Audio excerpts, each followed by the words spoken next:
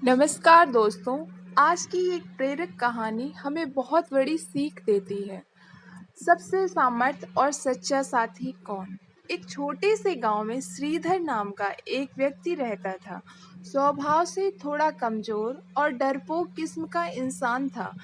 एक बार वो महात्मा जी के दरबार में गया और उन्हें अपनी कमजोरी बताई और उनसे प्रार्थना करने लगा कि हे देव, मुझे कोई ऐसा शक्तिशाली साथी मिल जाए जो सबसे शक्तिशाली हो, विश्वास पात्र भी हो, जिस पर मैं आंखें बंद करके विश्वास कर सकूं, जिससे मैं मित्रता करके अपनी कमजोरी को दूर कर सकूं। हे देव, भले ही एक ही साथी मिले पर ऐसा मिले कि वो मेरा साथ कभी न छोड़े। तो महात्मा जी ने कहा, पूर्व दिशा में जाना और तब तक चलते रहना जब तक तुम्हारी तलाश पूरी न हो जाए। और हाँ, तुम्हें ऐसा साथी अवश्य मिलेगा जो तुम्हारा साथ कभी नहीं छोड़ेगा, बशर्ते कि तुम उसका साथ न छोड़ो। श्रीधर, बस एक बार वो मुझे मिल जाए तो फिर मैं उसका साथ कभी नहीं छोड़ूंगा।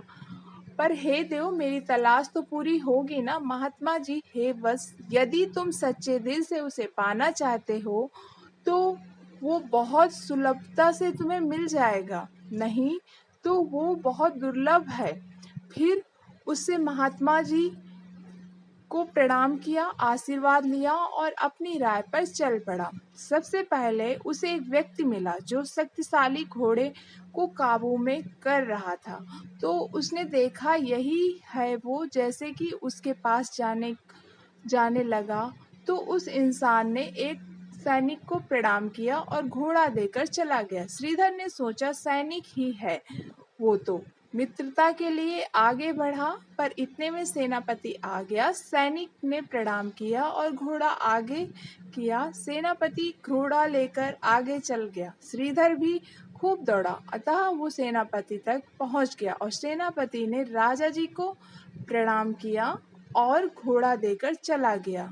तो श्रीधर ने राजा को मित्रता के लिए चुना और उनसे मित्रता करनी चाहिए। पर राजा घोड़े में बैठकर शिकार के लिए वन को निकल गए। श्रीधर भी भागा और घनघोर जंगल में श्रीधर पहुंच गया।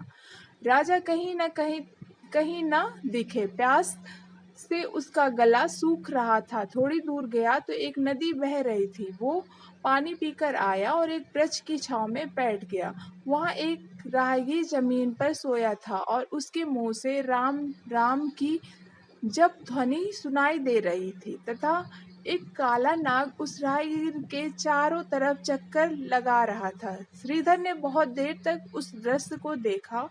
फिर वृक्ष की एक डाल टूटकर गिरी तो सांप वहां से चला गया। इतने में उस राहगीर की नींद टूटी और वो उठा और राम राम की सुमरन करते हुए अपनी राह पे चला गया।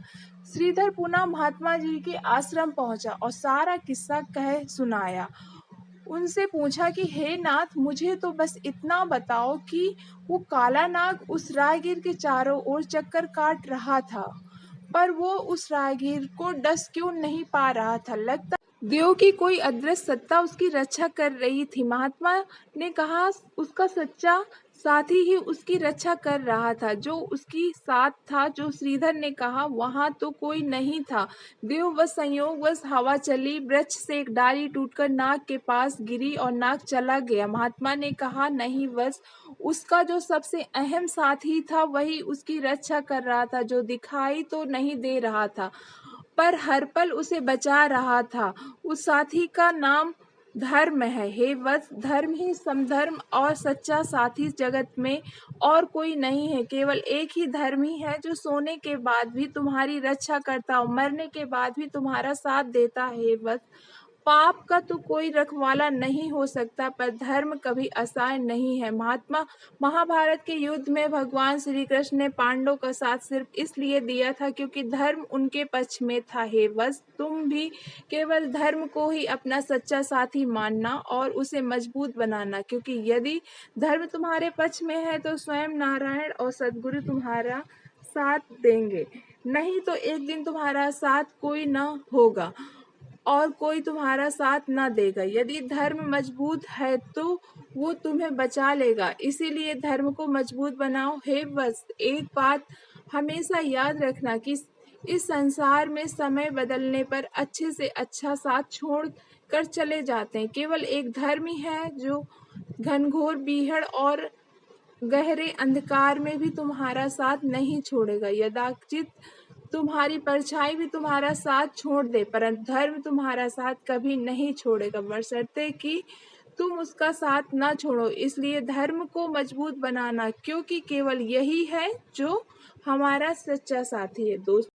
दोस्तों, आपको एक कहानी